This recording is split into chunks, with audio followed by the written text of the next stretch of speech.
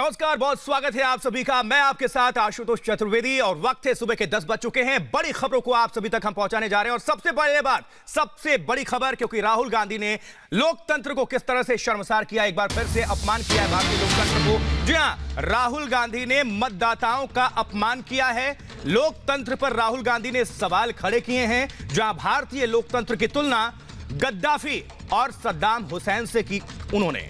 अब देखिए, गद्दाफी और सद्दाम ने भी चुनाव जीता था, यह कहना है राहुल गांधी का। और किस तरह से जिस भारत के लोगों ने प्रधानमंत्री नरेंद्र मोदी को चुना, अब उसी पर वो निशाना साध रहे हैं, अब शब्दों का प्रयोग। और किस तरह से क्या मैसेज देना चाहते हैं राहुल गांधी। कटघरे में फिर से खड़े हो चुके हैं राहुल गांधी और उनकी party. Somebody said to me, oh, why is the opposition not able to fight the BJP? And my answer is, as an opposition leader, I need institutions. I need a free press. I need a legal system. I need conversation in parliament. These are things I need. If you take them away from me, well, Gaddafi used to win election, 99% of the vote. Saddam Hussein won election, 99% of the vote. That's what happened. तो बार बार ये पहली बार नहीं है जब राहुल गांधी अपमान कर रहे हैं भारतीय लोकतंत्र को और भारतीय मतदाताओं को। इसके पहले भी डरपोक कहा था। आप देखिए, सबसे बड़ी बात यह है कि देश के प्रधानमंत्री हैं नरेंद्र मोदी और राहुल गांधी के भी प्रधानमंत्री, लेकिन खुद के प्रधानमंत्री के लिए किस तरह से ये अब शब्दों का अमर्यादित भाषा का इस्तेमाल। लेकिन ये दुनिया को क्या मैसेज देना चाहते हैं, बरगलाने की कोशिश। लोकतंत्र में क्या भरोसा नहीं है राहुल गांधी को? अब सद्दाम और गद्दाफी से आप तुलना करेंगे। पहले कहा डरपोक और अब सद्दाम और गद्दाफी से तुलना कर रहे हैं राहुल गांधी। सोचिए जरा। Somebody said to me, oh, why is the opposition not able to fight the BJP? And my answer is, as an opposition leader, I need institutions. I need a free press. I need a legal system. I need conversation in parliament. These are things I need. If you take them away from me, well, Gaddafi used to win election, 99% of the vote. Saddam Hussein won election, 99% of the vote. That's what happened.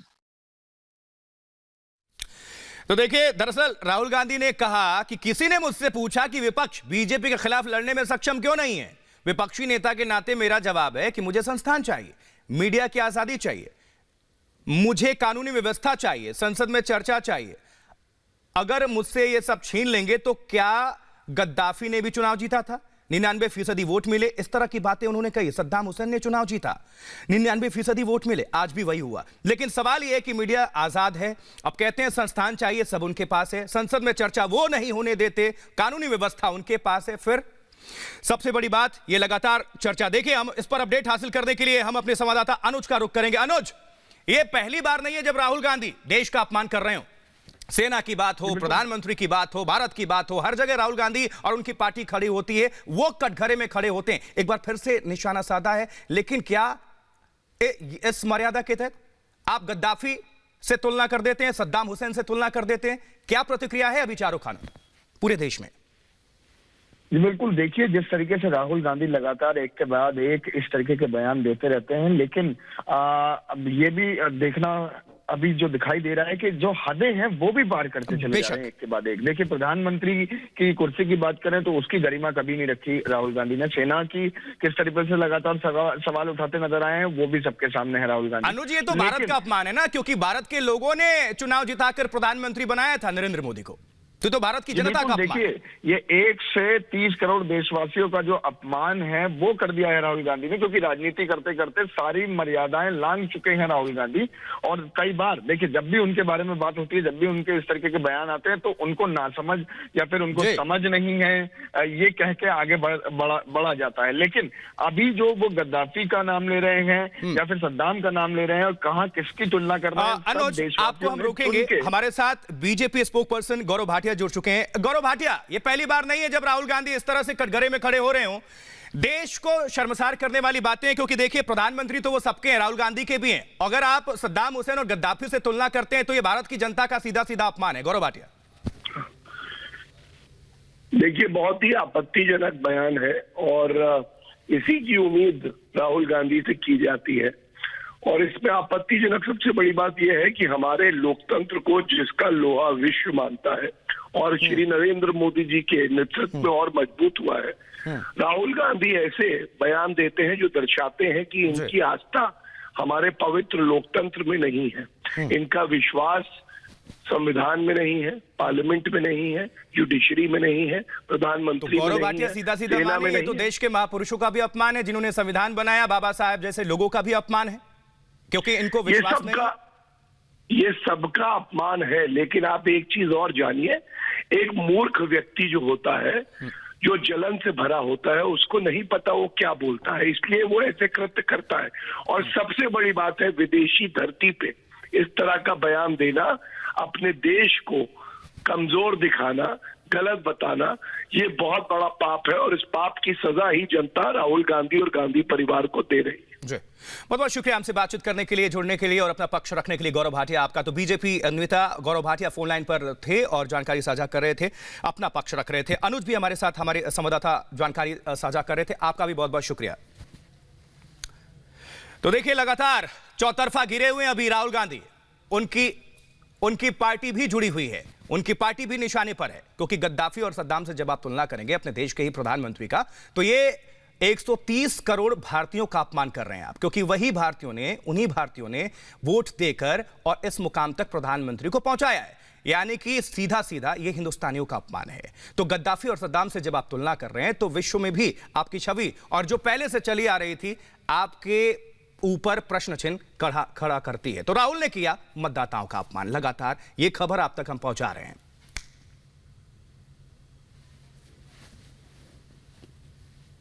Phone पे WhatsApp Somebody said to me, अच्छा, इस वक्त हमारे साथ अजय आलोक जी phone line पर जुड़ चुके हैं। अजय आलोक, देखिए, राहुल गांधी को हम पहली बार तो इस तरह से सुन नहीं रहे हैं, लगातार वो निशाने पर रहे हैं, हाशिए पर उनकी पार्टी और वो खुद हो गए हैं। बावजूद इसके कुछ समझना चाहिए, वो सबक लिया नहीं जा रहा है इनकी पार्टी की तरफ से और इनकी तरफ से। अगर आप सद्दाम और आप गद्दाफी से तुलना करते हैं प्रधानमंत्री नरेंद्र मोदी की, सिर्फ विरोधाभास में, तो आप तो पूरे हिंदुस्तान का अपमान कर रहे हैं, अपने देश का अपमान कर रहे हैं, मतदाताओं का अपमान कर रहे हैं, महापुरुषों का अपमान कर रहे हैं। अजय आलोक, देखिए, ऐसा है ना कि जिनकी आप बात कर रहे हैं श्रीमान राहुल गांधी जी की, ये विलुप्त प्रजाति के दुर्लभ मूर्खों में से एक है। कभी कभी विरले पैदा होते हैं। इनका आर्टिकुलेशन कमाल का है। इनसे पूछिए कि देश की अर्थव्यवस्था के बारे में आप क्या सोचते हैं, तो ये कहेंगे कि मैं नारियों का सम्मान देखना चाहता हूं, मैं नारियों को समान अधिकार देना चाहता हूं। इनसे पूछिए कि आप बीजेपी से चुनाव क्यों हार रहे हैं, तो ये कहेंगे कि इंस्टीट्यूशन को मजबूत करना चाहता हूं। चुनाव तो गद्दाफी भी जीते हैं, कब गद्दाफी ने चुनाव लड़ा है? तो इसलिए ये सब व्यक्ति जो हैं, ये दुर्लभ जाति के, मतलब विलुप्त जातियों के। अजय जी, बात करते करते चर्चा में इन्होंने ये भी कहा कि संसद में चर्चा होनी चाहिए, तो संसद में चर्चा करने से पीछे कौन सी पार्टी हटती है? बीजेपी तो कह रही है कि चर्चा करिए, इन्हीं की पार्टी नहीं आती, राहुल गांधी खुद नहीं होते मौजूद। अरे, संसद में बजट सत्र पे चर्चा होती है और ये चर्चा में खड़े होकर बोलते हैं कि मैं बजट पे एक शब्द नहीं बोलूंगा, मैं किसानों के बारे में बोलूंगा। जब किसानों पे चर्चा होती है तो कहते हैं मैं किसानों पे एक शब्द नहीं बोलूंगा, मैं चीन पे बोलूंगा। तो इनकी चर्चा हम लोग करके अपना समय क्यों बर्बाद कर रहे हैं? आपके चैनल का समय बहुत कीमती है, छोड़ दीजिए इनको। ये कांग्रेस को, मतलब राहुल गांधी उनकी पार्टी सबक नहीं लेगी। अजय आलोक जी, कांग्रेस को गर्द पे मिलाने के लिए अकेले काफी हैं, हमारी आपकी कोई आवश्यकता नहीं है। कांग्रेस पार्टी इस बोझ से धीरे धीरे आत्महत्या की तरफ बढ़ चुकी है। बहुत बहुत शुक्रिया अजय आलोक जी, बहुत बहुत शुक्रिया अजय आलोक जी। जेडीयू नेता हमारे साथ फोन लाइन पर थे, अपनी बातों को रखा, अपने पक्ष को रखा। तो विवादित बयान, मतदाताओं का अपमान, देखिए किस तरह से लगातार निशाने पर हैं कांग्रेस पार्टी और राहुल गांधी। बजाय कि सबक लिया जाए, वो सबक नहीं लेते, दोबारा वही गलती दोहराते हैं और भारतीयों का बार बार अपमान करवाते हैं। तो देखिए, एक तरफ भारतीय प्रधानमंत्री नरेंद्र मोदी हैं, जिनके नेतृत्व में भारत नई ऊंचाइयों को छू रहा है। विश्व में वर्ल्ड लीडर, सबसे बड़े लीडर के तौर पर उभरे हुए हैं प्रधानमंत्री नरेंद्र मोदी। लेकिन वहीं राहुल गांधी हैं, वो और उनकी पार्टी रोज नए गर्त में जा रहे हैं और कोई भी मौका हो प्रधानमंत्री नरेंद्र मोदी पर, वो निशाना लगाने से चूकते नहीं। लेकिन अमर्यादित शब्दों, अमर्यादित भाषा का इस्तेमाल करते हैं, तो खुद को कटघरे में खड़ा करते हैं और अपनी पार्टी को भी हाशिए पर ले जा रहे हैं। एक रिपोर्ट आप तक हम पहुंचा रहे हैं, आप देखें।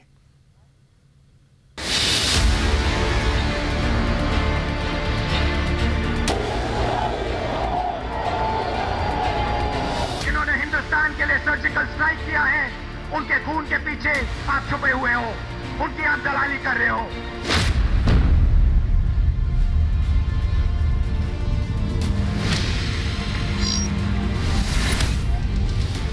कायर प्रधानमंत्री कहता है इस देश की जमीन किसी ने नहीं दी। उनका दादा से जाके बात करने के लिए बोलना, जवाहरलाल नेहरू साहब से, उन्हें मालूम पड़ता है। राहुल गांधी कुछ समझते नहीं है, समझना का प्रयास नहीं करते हैं, जानकारी नहीं रखते, क्योंकि चौकीदार चोर है। जो बेल पर है वो चौकीदार को गाली दे रहे हैं।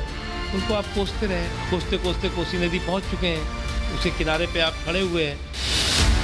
पीएम का अपमान कर जीतेगी Congress. The Prime Minister is a coward who cannot stand up to the Chinese. That's the fact.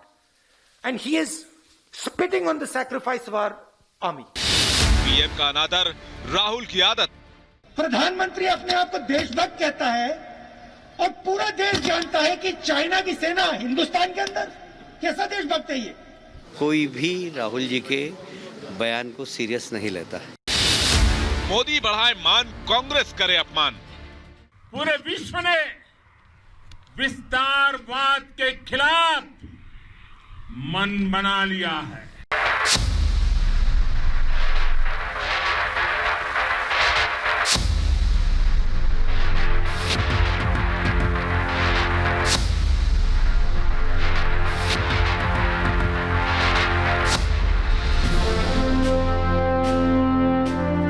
वो प्रधानमंत्री मोदी जो देश की आन बान शान के लिए जीते हैं, वो प्रधानमंत्री जिनका संस्कार ही देश है, वो प्रधानमंत्री मोदी जिनके लिए राष्ट्र सर्वोपरि है। दिल दिमाग में सिर्फ और सिर्फ मेरा देश, दिल दिमाग में सिर्फ और सिर्फ मेरे देश के करोड़ों देशवासी इस भावना को लेकर के जलते रहे, पल पल उसी के लिए खपाते रहे। वो प्रधानमंत्री मोदी जिन्होंने देश का मान दुनिया भर में बढ़ाया है। मेरे देशवासियों, मैंने घर, परिवार, सब कुछ देश के लिए छोड़ा है।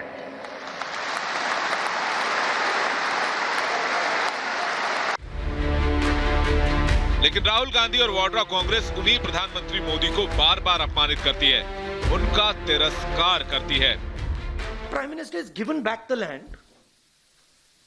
Status quo ante is irrelevant. Kailash has been given back. And nothing has happened on the key area which China wants, Depsang Plains.